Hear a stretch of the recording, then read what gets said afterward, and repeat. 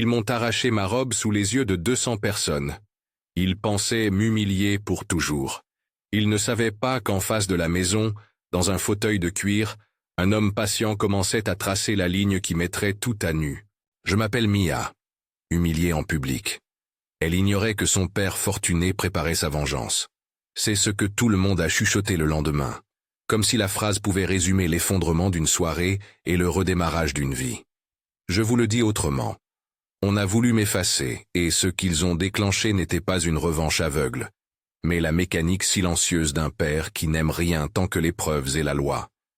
Restez avec moi jusqu'à la fin de cette première partie.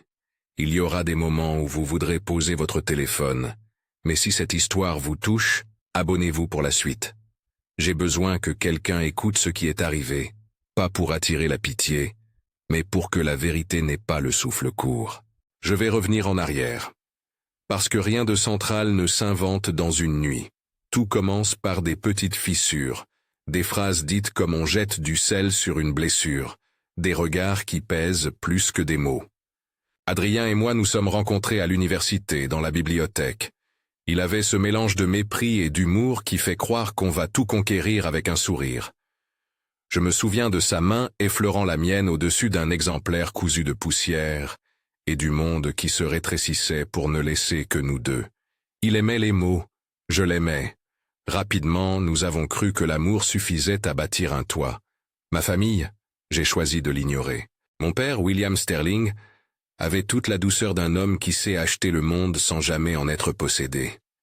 J'avais grandi entre vacances en mer et soirées feutrées, mais à 23 ans j'ai fermé la porte de ce monde volontairement. J'ai voulu être connu pour moi-même, pas pour le nom qui me collait à la peau. Je n'ai jamais dit à Adrien qui j'étais réellement. Au début, c'était une décision douce, une envie de simplicité, un refus de l'étiquette. « Appelle-moi Mia », je disais. Il l'a fait. Nous avons vécu dans un petit appartement, partagé les courses, appris à rire des choses sans glamour. J'aimais ce que nous construisions, et il aimait la fille qui mettait toujours un pull trop grand et riait sans arrière-pensée. Je me répétais que l'amour nous protégerait. Puis vinrent les réunions familiales chez les Whitmore. Ma discrétion, qui avait d'abord paru un charme, devint un crime au regard de Clarissa. Elle regardait mes manches, mes chaussures, mes habitudes avec une curiosité quasi scientifique. Pas dans l'étincelle d'une femme blessée, mais avec la froide précision d'une personne qui évalue la quantité d'oxygène qu'elle est prête à partager. Clarissa épousa Vincent Whitmore et s'installa dans les salons où l'on mesure la valeur d'un individu à la lueur des lustres. Nathalie, leur fille, était la version polie de Clarissa. Sourire calculé, compliment qui nourrissait un piège. À chaque dîner, à chaque invitation. La pression augmentait comme une marée qui n'annonce pas la tempête. Les micro-humiliations sont les plus insidieuses parce qu'on finit par les accepter comme une part de la réalité. Un commentaire sur mes chaussures pendant un dessert, une remarque à demi-voile sur le manque de raffinement de ma robe, un rire étouffé lorsque je racontais une anecdote. Adrien souvent observait en silence. Il me consolait ensuite, me promettait qu'il n'y avait rien de vrai dans ses piques. Mais au dîner où sa mère parla mal de l'origine modeste de mes goûts, j'ai compris que les mots n'étaient que la pointe d'une stratégie. Il me poussait dehors, doucement, à mesure que l'on érodait ma visibilité. Au fil des mois, j'ai senti le basculement. On m'offrait des places d'ombre dans les conversations. On effleurait mes idées comme s'il s'agissait d'une épice excentrique. Nathalie devint plus directe. Clarissa, plus insidieuse. Parmi les nombreuses fissures, il y eut aussi la complicité silencieuse de Vincent, qui, au lieu d'intervenir, se perdait dans les chiffres de l'entreprise familiale. Adrien se rangea du côté de sa famille, non pas par cruauté, mais par loyauté mal placée. Il n'avait jamais appris à contrarier sa mère. Quand on est entre deux fidélités, à son épouse et à ses racines, on finit par se tordre pour satisfaire les deux, et c'est l'autre qui se brise. Il y eut une soirée, un gala modeste organisé par une galerie, où mon comportement fut examiné sous la loupe. On m'y présenta comme la petite amie d'Adrien, ironie sourde qui me ramenait à une identité incomplète. Je suis rentré ce soir-là en larmes, et Adrien a promis de parler à sa mère. Il n'a rien dit. Les promesses non tenues finissent par cisailler la confiance. Je n'ai jamais cherché la confrontation. Mon choix de vivre sans le nom de Sterling tenait plus de la pudeur que de la honte. Mais j'avais une chose ancrée en moi, une règle que mon père m'avait donnée enfant, assez simple pour traverser toutes les crises. Si jamais tu es en danger et que tu n'as personne, appelle-moi. Je ne te jugerai pas, je viendrai. Ce n'était pas une phrase d'argent.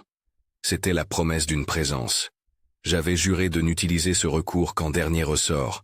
J'ai gardé ce nombre dans la mémoire du téléphone, comme on garde une boussole. La fête d'anniversaire organisée par les Whitmore devait être une étape de plus dans la consolidation de leur image. Salon transformé en théâtre, invités triés, traiteurs qui connaissaient le mot exclusif par cœur. Ils avaient loué un lieu où les colonnes semblèrent porter la hauteur de leur certitude, où les nappes étaient aussi blanches qu'elles faisaient apparaître les invités comme des sculptures. On m'envoya l'invitation 2 semaines à l'avance. On m'assura que ce serait une soirée intime. J'ai dit oui parce que j'espérais, encore, que les choses s'arrangeraient. Le contraste entre la lumière des lustres et ma robe bon marché m'a frappé dès l'entrée. J'avais choisi une robe simple, un cadeau d'une amie, rien de provoquant ni de différencié. Les bijoux autour de moi étincelaient comme des accusateurs. Des téléphones, déjà, sortèrent des poches et circulaient. On souriait, on applaudissait, on photographiait sans regarder vraiment. Les conversations s'entrecoupaient et traduisaient une chorégraphie sociale que je ne maîtrisais pas. La pièce tournait autour d'un présent supposé volé, un collier rose, pièce maîtresse de la collection Whitmore, réputée irremplaçable. On le portait en guise de trophée dans un petit salon, et Clarissa le montrait comme on exhibe une relique. À un moment, quelqu'un s'est rendu compte que la chaîne manquait. L'idée d'un vol est une étoile qui attire tous les regards. Il suffit d'un soupçon pour que la foule forme une orbite. La première phrase qui m'a désigné fut douce, comme un poison lent. « N'est-ce pas, Mia, que tu as vu le collier tout à l'heure » Clarissa m'a souri d'un sourire de profession. Sa voix était amie du silence, celle qui installe l'accusation sans se tacher les mains. J'ai répondu que non. Ils ont insisté. Nathalie a ajouté un rire, la lame d'une accusation qui ne cherche pas de preuves, seulement un coupable. Les téléphones se sont rapprochés. Les regards se sont faits aiguilles. Adrien était à l'autre bout de la salle, et son visage, je m'en souviens comme d'un plaisir déçu, est resté immobile. Je l'ai cherché des yeux. Il n'a pas bougé. Il n'a pas fait irruption pour me défendre. Et c'est là que j'ai senti que j'étais seul au milieu d'un théâtre cruel. Les témoins racontent les moments différemment. Pour moi, le temps s'est mis à glisser comme une pellicule qui se déroule au ralenti. Une main a saisi le bord de ma robe. À présent, je me refuse à entrer dans la description des gestes qui suivent. Pas parce qu'ils ne méritent pas d'être racontés, mais parce que les détails de l'humiliation n'ajoutent rien au sens de ce qui a été pris. On m'a privé de ma dignité sous la lumière, comme on décroche une médaille pour la suspendre au cou d'un autre. Il y a eu des rires, des murmures, des vidéos qui ont commencé à circuler. Un invité a allumé son téléphone, et je me vois encore traverser la pièce, chaque pas accompagné d'un éclair d'écran. Dehors, la nuit était humide et indifférente. J'ai senti la chaleur me lâcher et la violence de la solitude m'envelopper. Je sortais, recroquevillé, tenu de travers, et j'entendais le cliquetis des talons, les souffles coupés et les exclamations. Un enfant a demandé plus fort. Pourquoi elle pleure, comme s'il pointait la tragédie d'un théâtre qu'il ne sait pas nommer. Je me suis assise sur le perron, le dos contre la pierre froide, et j'ai la sensation précise d'un monde qui se sépare en deux. L'intérieur où la pièce continue sans moi, et l'extérieur où il n'y a plus que le vent, mes larmes et le téléphone contre ma peau. Je l'ai pris. Les doigts tremblants, j'ai composé le numéro que je gardais pour les tempêtes. J'ai attendu, l'air s'épaississant. Le cœur battant comme si chaque pulsation était un pas qui me ramenait à quelque chose de plus ancien que la honte. La promesse d'un père. Mon père a décroché au 3e appel. Sa voix, mesurée, n'avait rien d'un coup de théâtre. Elle avait la fermeté d'une maison solide. Je savais qu'il allait venir. Ce n'était pas l'enfant qui appelle et se rassure. C'était la femme qui tend sa main pour une appui légal et moral. Je lui ai dit d'une traite ce qui venait de se passer, sans enjoliver, sans chercher à provoquer. Je l'ai entendu avaler la nouvelle comme s'il tolérait un mauvais goût. « Reste où tu es. a-t-il murmuré. Ne rentre pas, je m'occupe de toi. La phrase contenait tout et rien. Elle n'était pas la promesse flamboyante d'un film. Pas de gun, pas d'insulte au micro. Juste un ordre tranquille, précis comme un plan d'architecte. J'ai raccroché, abasourdi et dans un étrange calme. Le téléphone continuait à vibrer contre mon genou. Une pluie de publications et de messages qui ne me concernaient plus vraiment. Ce que je ne savais pas encore, c'est que depuis plusieurs semaines mon père avait senti la tension. Il n'est pas homme à intervenir sans fondement. Ce que j'avais pris pour une absence de sa part était plutôt une observation calculée. Il avait demandé à ses hommes de confiance, des avocats, des enquêteurs privés, des équipes de sécurité, de se tenir prêts. Pas parce qu'il aimait l'idée de frapper, mais parce qu'il déteste l'injustice quand on lui présente des preuves. Il n'aime pas le spectacle, il aime le dossier. Il avait des caméras dans des lieux où l'on ne saurait penser qu'une caméra puisse être utile. Il avait des témoins qui, lentement, avaient commencé à rassembler ce que la hâte détruit. Je me rappelle la sensation étrange d'attendre. J'étais sur le perron, enveloppé dans une couverture qui sentait la lessive d'un inconnu, pendant que l'intérieur de la maison continuait ses conversations. 200 personnes, et pas un nom qui m'appelle pour demander si j'allais bien. Les gens ont le don de regarder sans voir. Ils consomment le scandale comme un amuse-bouche. Je serrais le téléphone et pensais à la promesse de mon père, à cette main invisible qui commençait à tramer quelque chose loin, très loin, de la lumière crue de ses lustres. Les sirènes se font discrètes quand elles approchent d'un quartier riche. Elles ne hurlent pas. Elles annoncent leur arrivée avec une économie de moyens. Je les ai entendues d'abord comme un bruissement, puis comme une réalité. Des voitures, des hommes en costume, des peaux toniques qui se déplacent avec la certitude d'un plan accompli. Un hélicoptère, j'ai cru halluciner. Mais j'ai senti la vibration dans l'air et j'ai su, avant de le voir, qu'il y avait une autre présence que la mienne. Une présence qui n'entrait pas dans la soirée pour s'en venger, mais pour ordonner les faits. Je n'ai pas hurlé victoire. L'idée de revanche est trop souvent peinte en rouge et en feu. Ce que j'ai attendu, dans les minutes qui ont suivi, c'était la clarification. Je voulais que la vérité soit posée comme un document sur une table, sans éclat, parce que la vérité ne demande pas de bruit pour exister. Mon père l'a toujours dit, on ne bat pas un adversaire à coups de nerfs, on le bat avec des preuves. Le portail s'est ouvert lentement. Une voiture noire, puis une autre, les silhouettes sont sorties, précises, un groupe silencieux. Des uniformes, pas pour intimider mais pour officialiser. Des empreintes légales. J'ai vu mon père descendre en dernier, non pas comme un héros de cinéma, mais comme un homme qui a passé sa vie à lire des contrats. Il portait un manteau sobre, aucune emphase. Son regard a croisé le mien et, pour la première fois depuis longtemps, j'ai senti que l'on me regardait pour ce que j'étais, et non pour un rôle que l'on m'avait imposé. Il est venu vers moi, calmement. Les invités s'étaient rapprochés, curieux. Des téléphones se levèrent de nouveau. Mais cette fois les images étaient différentes. L'homme qui venait n'était pas en colère. Il n'était pas vengeur dans le sens vulgaire du terme. Il était simplement efficace. Un de ces hommes a parlé à voix basse dans son oreillette. Un avocat, lisant quelque chose sur une tablette, a hoché la tête. La loi se mettait en place avec la même froideur que le balai d'une maison qui sait défendre sa réputation. Ma main cherchait la sienne, et il l'a pris comme on prend une responsabilité. « Rentre avec moi », m'a-t-il murmuré. Mais il ne m'a pas emmené loin en silence. À mesure qu'il avançait, des membres de son équipe ont commencé à déployer une mécanique précise. Un document a été présenté à Clarissa comme si la paperasserie pouvait avoir la puissance d'une épée. Et en vérité, elle l'avait. Des caméras privées avaient filmé des échanges qui, mis bout à bout, racontaient une intention. Des relevés bancaires avaient été rassemblés pour montrer des mouvements qui ne s'expliquaient que par des préparations financières. Rien d'illégal dans ce que j'ai entendu, juste une collection méticuleuse de faits. Je ne veux pas que vous pensiez que tout s'est réglé en un instant. L'arrivée de mon père n'a pas transformé la scène en tribunal immédiat.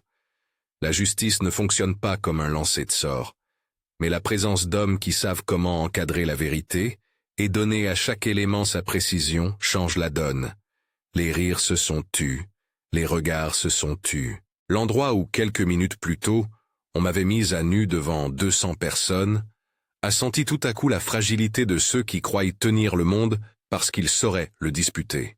Pour la première fois depuis longtemps, je n'ai pas éprouvé de haine. J'ai éprouvé une étrange reconnaissance, celle de voir le plan d'un homme mûrement réfléchi se déployer.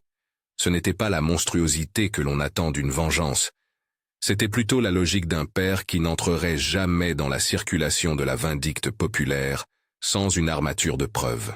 La vengeance, si on l'appelle ainsi, était documentée, encadrée, destinée à rendre à la transparence ce que la clairière sociale avait volé.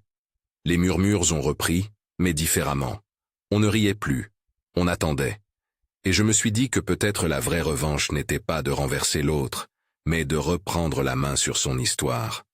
J'avais été humilié, oui, mais j'étais en train d'apprendre que la blessure pouvait devenir un moteur, si l'on s'entourait de ceux qui savent transformer des ragots en dossiers.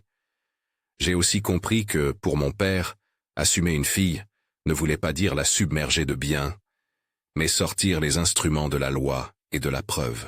Ils ont commencé à parler de procédures, de témoins, de vidéos. Un homme en costume a murmuré le mot « gel », et j'ai senti le sol se dérober sous les certitudes des Whitmore. Je n'ai pas demandé qu'on prenne tout. Je n'ai demandé aucune compensation spectaculaire. J'avais autre chose à reconquérir, ma dignité et ma liberté de choisir qui je voulais être, sans que les gens autour décident à ma place. Et c'est ici, au moment où l'ombre d'une stratégie se dessinait, que je réalise combien peu de gens comprennent la différence entre punition et réparation. Il ne s'agissait pas d'une illumination spectaculaire, d'une humiliation rendue par la même monnaie. C'était une autre forme de justice, lente, organisée, qui devait tenir compte des textes, des preuves et de la loi. Mon père n'était pas venu pour crier. Il était venu avec des dossiers. Alors que les avocats commençaient à s'emparer des conversations, que des téléphones cessaient d'enregistrer des moqueries pour capter des témoignages, je me sentais prête à regarder les conséquences en face. Mais je n'en voyais encore qu'une partie. La machine s'était mise en marche, mais ses engrenages étaient loin d'avoir terminé leur course. Des décisions allaient devoir être prises, des contrats réexaminés, des actions rachetées peut-être. Rien n'allait revenir exactement comme avant. Je suis rentré dans la voiture de mon père, enveloppé d'un manteau et d'une promesse muette. Dehors, les invités formaient des petits groupes, échangeant des hypothèses. Adrien m'a suivi jusqu'à la portière. Son regard était embrouillé par la honte. Par quoi exactement je n'ai pas su. Sa complicité dans les non-dits, sa lâcheté ou le sentiment d'avoir perdu le contrôle. Il est resté planté là, sans comprendre que ma décision désormais ne dépendait plus de lui. Le moteur a démarré, et la ville a défilé comme un film dont on vient de changer l'angle de prise. Je pensais à la promesse de mon père, à la réserve de sa colère, à la précision de son plan. Je pensais à toutes les petites humiliations qui s'étaient accumulées comme une poussière invisible et qui soudain prenaient à la lumière. Et je sentais, au fond de moi, un mélange étrange de peur et d'un calme nouveau. La peur de la bataille qui s'annonçait et le calme de savoir que je ne serais plus seul dans l'affrontement avec les apparences. Ce soir-là, en regardant la ville défiler, je me suis juré une chose. Je ne laisserai plus personne définir ma valeur. Si cette histoire avait un sens, il serait celui de construire autre chose que la revanche, une vie où la dignité n'aurait pas à être réclamée au milieu d'une soirée. Mais pour le moment, il fallait que les pièces se placent, et je sentais que mon père, dans son fauteuil de cuir, commençait à jouer cette partie d'échecs avec une froideur que j'avais connue dans son bureau lorsque j'étais enfant. La suite n'était pas encore écrite. Les preuves devaient être révélées, les comptes vérifiés, les alliances renégociées.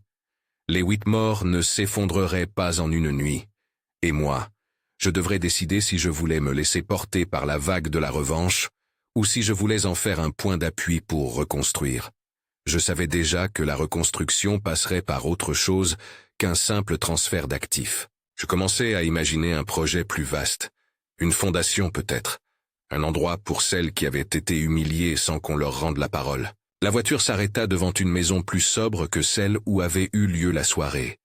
Quand la portière s'ouvrit, je vis le regard de mon père se poser sur la façade éclairée par la nuit.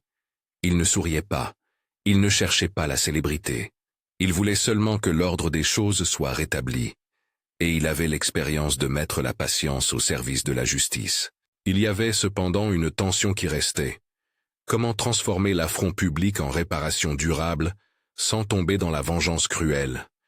Comment remettre à leur place des gens qui avaient trouvé leur plaisir dans la démolition d'une autre vie, sans s'abaisser au même niveau? Ces questions palpitaient dans l'air comme un tambour que l'on entend au loin. Mon père discutait déjà à voix basse avec son avocat, et je me suis rendu compte que ce qui allait suivre serait une succession de gestes techniques, dépôts, plaintes, demandes de preuves, requêtes de gel, qui mettraient au grand jour des intentions que personne n'avait pris la peine d'inspecter. Je suis entré, la nuit pesant encore sur mes épaules. Les traces de cette soirée ne disparaîtraient pas d'un revers de main. Elles allaient devenir un fil à tirer, et je ne savais pas si, en tirant, je découvrirais des nœuds plus profonds. Mais je sentais que la route vers la réhabilitation, si l'on peut appeler cela ainsi, passait par un affrontement que je n'étais pas prêt à fuir.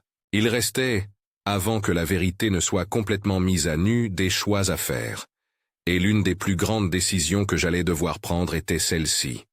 Rester dans un mariage où l'on m'avait abandonné, accepter le confort d'une appartenance brisée, ou bien choisir la solitude et la reconstruction, avec le soutien légal de mon père, mais sans me réfugier derrière son ombre.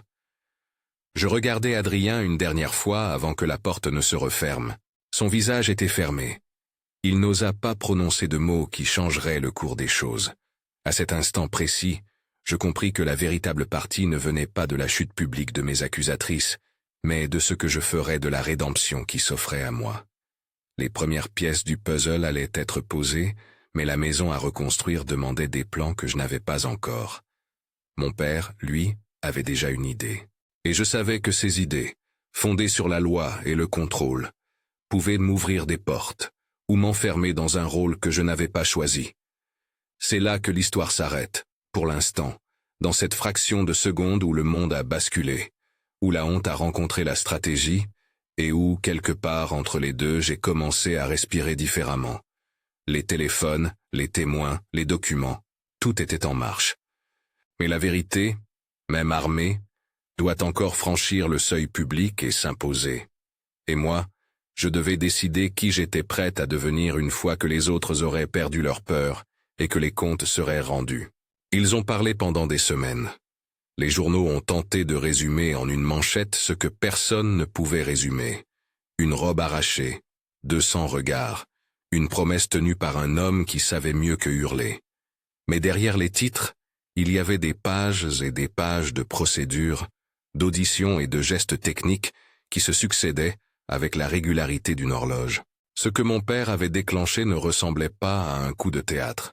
C'était une machinerie administrative et juridique, patiente et implacable. Les premières heures furent consacrées à collecter. Des avocats de son cabinet firent le tri des images, celles prises par des caméras privées, celles prises par des téléphones qui avaient enregistré des conversations un peu trop bruyantes. Des témoins furent interrogés, des phrases relevées, des contradictions exposées. On m'expliqua, calmement, que l'on ne pouvait pas simplement proclamer la culpabilité de Clarissa et de Nathalie au nom d'une colère paternelle. Il fallait des preuves qui tiennent devant un juge et une enquête policière digne de ce nom. La police commença par prendre des dépositions. Mes mains tremblaient moins, maintenant que j'étais entouré d'hommes et de femmes dont la fonction était de rendre lisible l'illisible. Ils écoutèrent ce que j'avais à dire. Ils me firent répéter certains passages. Ils prirent note des messages, des publications, des enregistrements. L'un des officiers posa une question que je n'avais pas anticipée. « Est-ce que quelqu'un vous a menacé auparavant? Avez-vous déjà reçu un avertissement ?» Je compris, en l'entendant, que l'affaire dépassait la seule soirée. Les petits coups portés au fil du temps formaient un motif. L'enquête peut vite devenir un puzzle avec trop de cases vides. Mon père ne voulait laisser aucune pièce manquante. Parallèlement, des avocats civils commencèrent à préparer des demandes conservatoires. Sur la base des preuves rassemblées, ils rédigèrent des requêtes pour geler certains comptes, bloquer des transferts suspects et empêcher la disparition d'actifs pendant que l'enquête suivait son cours. Je me retrouvais à écouter des termes juridiques qui me semblaient auparavant étrangers. Saisie conservatoire, requête en référé, mise sous séquestre. Les mots, prononcés à voix basse dans le bureau sombre, avaient la puissance de ralentir la fuite du temps et de la fortune. Une autre stratégie, plus délicate, fut mise en place sur le terrain financier. Mon père n'entra pas dans la maison Whitmore avec une carte griffée « Je vous ruine ». Ce n'était ni son style ni son intérêt. Il commença par identifier les flux, sociétés écrans, fournisseurs assignés, comptes liés à des opérations commerciales douteuses. À partir de là, ses équipes rachetèrent des créances, se portèrent acquéreurs de dettes et firent valoir des clauses contractuelles qui autorisaient désormais des recours. Là encore, rien d'illégal. Il s'agissait d'exploiter des instruments financiers et des contrats existants pour désamorcer des structures qui avaient servi à masquer des comportements. Acheter une dette pour la faire jouer, exiger des garanties et appeler des audits financiers n'est pas de la vengeance, c'est de l'usage de leviers économiques. Quand, quelques jours plus tard, les premières perquisitions eurent lieu dans des bureaux et des coffres, les caméras publiques filmèrent des officiers qui remettaient des scellés. La scène eut des airs de soap, mais dans la réalité, elle signifiait aussi la mise à nu de pratiques que l'on croyait à l'abri derrière le vernis social. Certains contrats, jadis montrés comme preuve de prestige, s'avérèrent truffés d'anomalies. Des factures gonflées, des virements non justifiés, des faux bons de commande, tout se mit à ressembler à un mécanisme destiné à protéger une façade plus qu'à soutenir une activité réelle. Pourtant, la procédure n'allait pas sans résistance. Clarissa niait. Nathalie criait à la calomnie. Vincent feignit la surprise. Ils eurent des avocats prêts à contester chaque pièce, prêts à saisir des juges. Le clan Whitmore, qui avait longtemps brandi l'apparence comme une armure, se retrouva face à l'usure de ses propres mensonges. Les grandes familles savent souvent se défendre. Elles savent mobiliser réseaux et témoins. Mais il y a une chose qu'elles sous-estiment, la méticulosité. Mon père aimait les dossiers qui se tenaient. Il n'avait pas besoin d'une scène triomphante sur les réseaux. Il voulait la certitude d'un jugement fondé. La presse inexorablement fit son office. Certaines chaînes cherchèrent la polémique, d'autres des explications. J'appris à ne pas lire les titres quand les nuits étaient courtes. Il fallait ménager mon énergie. Les messages se succédaient, des anciens amis, des inconnus qui se découvraient soudain des sympathies, des femmes qui me racontaient qu'elles aussi avaient vécu des humiliations. Ces mots m'ont donné une lumière que l'argent ne saurait acheter. La certitude que mes pages brisées pouvaient aider d'autres personnes à recoller les leurs. Adrien s'effrita au fil des jours.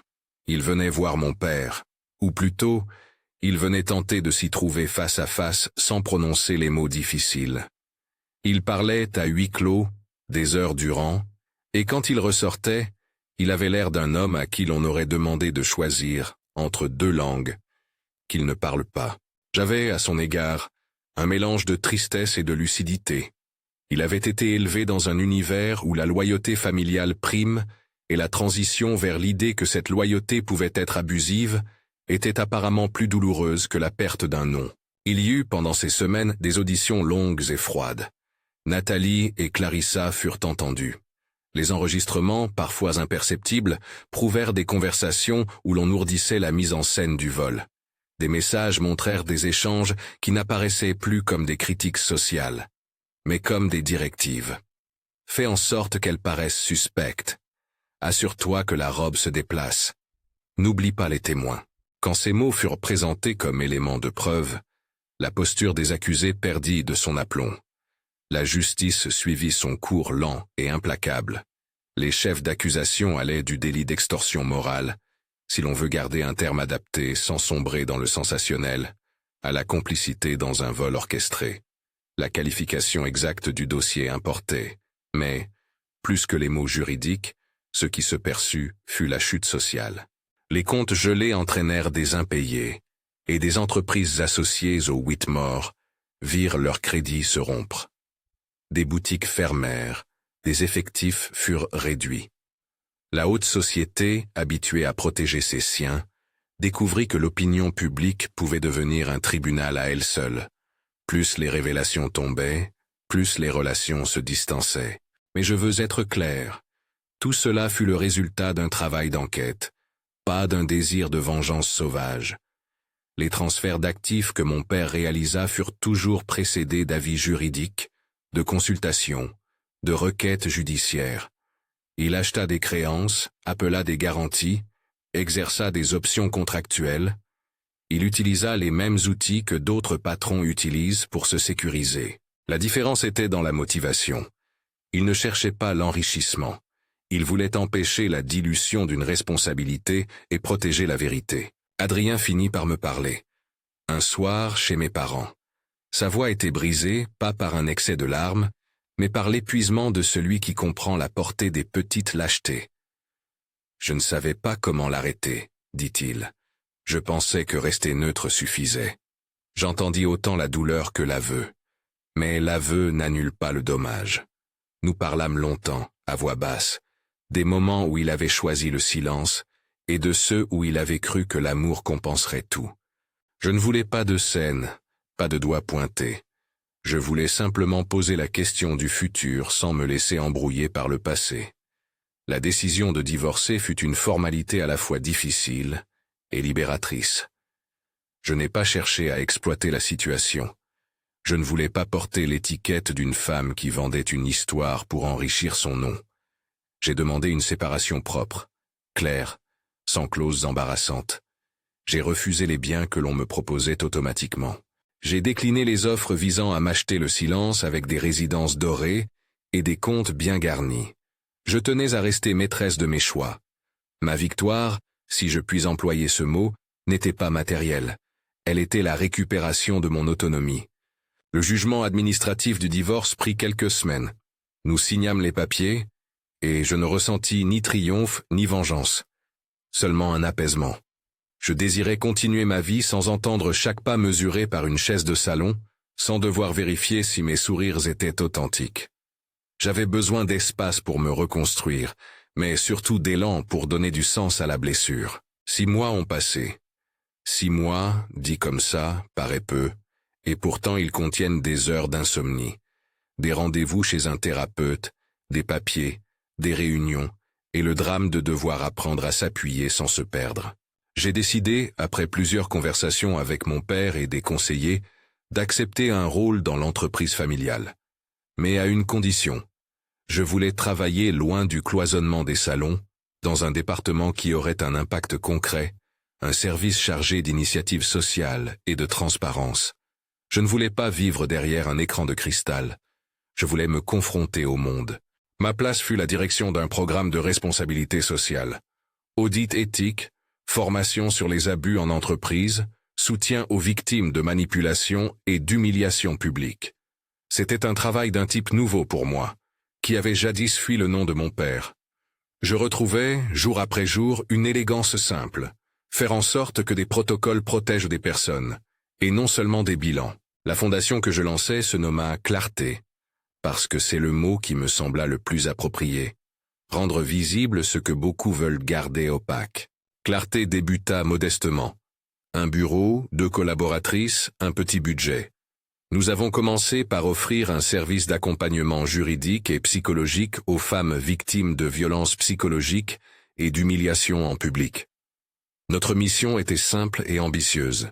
Aider celles qui n'avaient pas les ressources à faire valoir leurs droits et former les entreprises pour qu'elles comprennent comment protéger la dignité des salariés et des partenaires. Nous avons aussi mis en place un fonds d'urgence pour les cas où une interruption soudaine de revenus empêchait une victime de survivre. Le travail n'était pas un substitut à ma douleur. Parfois, il la ravivait. Mais il donnait aussi un sens et une direction. J'entendais des histoires similaires à la mienne. Des femmes dont la parole avait été réduite à un soupir, des carrières brisées à cause d'une rumeur orchestrée. Et je sentais que ma propre humiliation avait trouvé un écho utile. On ne guérit pas en faisant payer l'autre. On guérit en aidant le prochain à ne pas chuter sur la même pierre. Avec le temps, Clarté obtint des partenariats. Des cabinets d'avocats, des cliniques psychologiques et des entreprises acceptèrent de financer des programmes de prévention. Nous avons produit des guides sur la gestion de crise, formé des responsables RH à repérer des signes d'abus et aider des plaignantes à déposer des dossiers solides. La transformation fut lente, souvent frustrante, mais réelle. J'appris à écouter, non pas comme une victime qui raconte, mais comme une professionnelle qui glane des indices et qui propose des solutions. Dans ce processus, j'ai aussi appris à poser des limites. Pardonner ne signifiait pas effacer. Quand Clarissa et Nathalie furent condamnées à des mesures correctives et à des amendes, la justice avait pris son chemin, ni rapide ni lente, mais ferme. Je reçus un courrier de la part de l'une d'elles. Clarissa présentait ses excuses publiques, maladroites et tardives. Elle disait avoir été aveuglée par la préciosité de son nom, avoir confondu la réputation avec l'honneur. Elle demandait une rencontre lors d'un événement public, une soirée caritative, organisée pour la première collecte de ma fondation. Le soir du gala fut étrange. Les lustres qui m'avaient autrefois paru accusateurs avaient été remplacés par une mise en scène sobre. Des visages connus se trouvaient parmi les invités. Clarissa monta sur la scène pour prononcer quelques mots, et, au moment où j'entrais, elle me chercha des yeux. Son visage était blême, et il y avait dans son regard une fatigue qui d'une certaine manière m'apaisa. Sa voix trembla un instant, puis trouva une tenue. Elle parla de regrets, de responsabilité, et d'une honte qui lui avait coûté beaucoup. Elle dit qu'elle voulait réparer, non par moyens financiers, mais par un engagement, verser une somme significative à la fondation, et participer à des programmes de formation pour dirigeants. Je l'écoutais sans interrompre. À l'intérieur, un conflit me traversait. Pardonner signifiait accepter que l'on puisse changer, mais accepter aussi le risque de voir la même mécanique recommencer. Alors, lorsqu'elle descendit de scène et vint vers moi, je choisis la franchise. « Vos excuses sont entendues, dis-je doucement, mais elles ne suffisent pas à effacer. Si vous voulez aider, participez au travail. Ne cherchez pas une rédemption par le geste public. Engagez-vous dans la durée. » Elle accepta. Nous signâmes, symboliquement, un protocole de collaboration. Elle devait assister à des ateliers, financer des sessions et, surtout, accepter que sa participation soit soumise à une évaluation indépendante. Ce n'était pas une réconciliation privée. C'était une mise à l'épreuve de sa volonté de changer. Je n'avais pas besoin d'une étreinte publique pour me sentir apaisé. Ma paix venait du fait que la machine que j'avais portée, la loi, la preuve, le travail, produisait quelque chose d'utile. Adrien n'assista pas à cette soirée. Nous avions convenu, quelques mois auparavant, d'une séparation respectueuse et d'une distance qui nous permettrait de guérir. Il reprit sa vie, hors des regards, et garda avec lui le poids des choix. Parfois, j'entends qu'il va mieux. Parfois, j'apprends autre chose. Je ne garde pas de haine pour lui, seulement une mémoire précise. Nous avions choisi des routes différentes. Le plus important fut ce que je sentis en moi, une légèreté mesurée. La honte publique, comme une marque sur la peau, ne s'efface pas complètement. Mais elle cesse d'être une narration qui vous définit quand vous redessinez les contours de votre propre histoire. Ma renaissance ne vint pas d'une revanche spectaculaire. Elle vint d'une succession de gestes, monter une fondation, écouter des survivantes, mettre en place des protocoles, qui reconstruisent une dignité au-delà du spectacle. Il y eut des moments où l'on me demanda si je regrettais d'avoir appelé mon père. Certains pensaient que je m'étais laissé instrumentaliser. Ma réponse fut simple. Appeler un parent quand on a besoin d'aide est humain. Le rôle qu'il joua fut professionnel. Il n'a pas cherché la télévision des scandales. Il a préféré le chemin étroit des preuves. Je lui dois certainement d'avoir rétabli la vérité matérielle. Mais je ne lui dois pas une identité. Celle-ci, je l'ai reprise à mesure que je travaillais. Les années suivantes, Clarté prit de l'ampleur. Nous aidâmes des centaines de personnes, nous collaborâmes avec des entreprises pour faire évoluer des politiques internes, et nous contribuâmes à faire comprendre que la dignité ne se troque pas contre un beau façonnage social. Ma vie se remplit d'un travail qui avait du sens, de rencontres qui m'enrichissaient et d'une sérénité nouvelle. La conscience que l'on peut être digne sans être célèbre. Un jour, lors d'un atelier, une jeune femme me dit, avec une voix à la fois timide et reconnaissante, « Si votre histoire m'a appris quelque chose, c'est que la honte peut se transformer en force si on la met au service des autres. Son regard m'atteignit plus que n'importe quel éditorial. C'était là, finalement, l'effet que j'avais voulu produire. Non pas une revanche qui humilie, mais une réponse qui soigne. Je ne veux pas que l'on retienne seulement les images tape à l'œil, la robe arrachée, l'hélicoptère, les scellés sur les portes. Ces images existent et elles ont leur place dans l'histoire.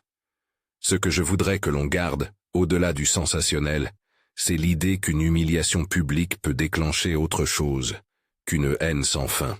Elle peut provoquer la mise en place d'institutions qui protègent, d'un cadre légal qui sanctionne, et d'une voix qui, pour une fois, tourne son énergie vers la reconstruction.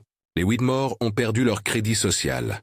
Ils ont payé des amendes, fermé des entreprises satellites et dû réorganiser leur présence publique. Certaines personnes se sont éloignées, d'autres ont cherché à comprendre. La stigmatisation qui les frappa fut sévère, mais elle fut aussi la conséquence de choix conscients. Je n'avais jamais souhaité ce châtiment. Je voulais seulement la vérité. La justice en a décidé autrement, et j'ai accepté le verdict. La véritable revanche, si l'on accepte ce mot, ne fut pas dans l'humiliation inversée. Elle fut dans la reprise de contrôle. Reprendre mon nom, mes choix et l'usage de ma voix. J'ai appris que l'empowerment n'était pas un spectacle, mais une construction quotidienne, faite de décisions parfois banales. Refuser un chèque, ouvrir un programme d'accompagnement, choisir une équipe qui partage la vision. Parfois, la nuit, je repense à cette entrée du soir, au froid sur la pierre, au silence qui m'entourait. Je me souviens aussi du regard de mon père, sans geste théâtral, et de la manière méthodique dont il fit parler la vérité. Ce souvenir n'est pas parfait, il est dense. Il contient la gratitude et le trouble. Mais il contient surtout l'idée que la justice, lorsqu'elle est bien maniée, rend à la société quelque chose de précieux, la possibilité de réparer sans détruire irrémédiablement. Humiliée en public, elle ignorait que son père fortuné préparait sa vengeance. Voilà comment certains résument notre histoire. Pour ma part, je dirais plutôt, humiliée en public, j'ai choisi de transformer la blessure en projet. J'ai accepté l'aide, imposé des conditions, refusé la facilité et construit une réponse qui est plus de portée que la seule satisfaction d'un instant. Si mon récit vous touche, partagez-le. Parfois, une histoire aide quelqu'un que l'on ne connaît pas à appeler un numéro, à trouver un avocat, à déposer une plainte. Dites-moi aussi en commentaire si vous avez vécu quelque chose de similaire. Pas pour que nous nous battions avec la rancœur, mais pour que nous partagions des ressources et des soutiens. Ma route n'a pas été simple, mais elle m'a conduite vers une vie où la dignité prime sur l'apparence et où la reconstruction est la revanche la plus durable.